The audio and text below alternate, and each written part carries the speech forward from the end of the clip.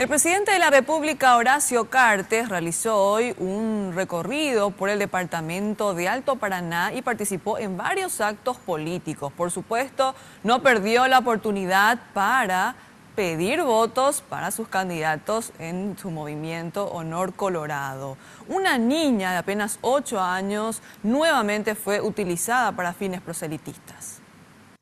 La primera parada del mandatario fue en la localidad de Belo Horizonte, donde procedió a inaugurar 42 viviendas. Durante el acto, nuevamente una niña de 8 años fue utilizada para halagar a Horacio Cartes.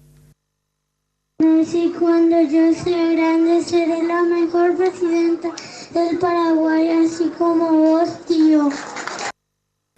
Posterior a esto, Cartes inauguró las nuevas instalaciones del IPS en el Alto Paraná, donde mencionó que IPS tiene el mejor seguro del universo y que en ningún país del mundo existe otro seguro como el que ofrece IPS. Sobre las obras, informaron que la inversión total fue de 286 millones de guaraníes.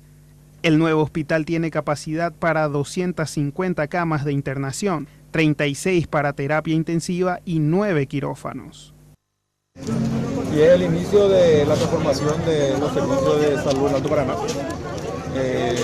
Tenemos una licitación que estamos adjudicando de 30.000 millones de guaraníes en equipo para equipar lo que se va a empezar a usar. Y tenemos un proceso de mudanza del hospital viejo al hospital nuevo que empezará seguramente a partir del lunes.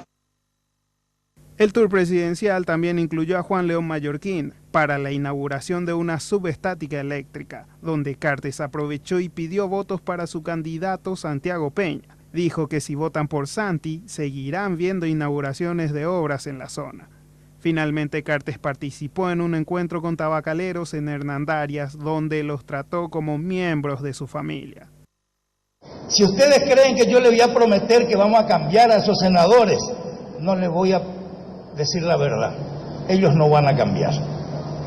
Y lo único que les quiero decir, que pido a Dios salud para todos. Y yo quiero salud y nada más, pero les prometo que les vamos a dar guerra.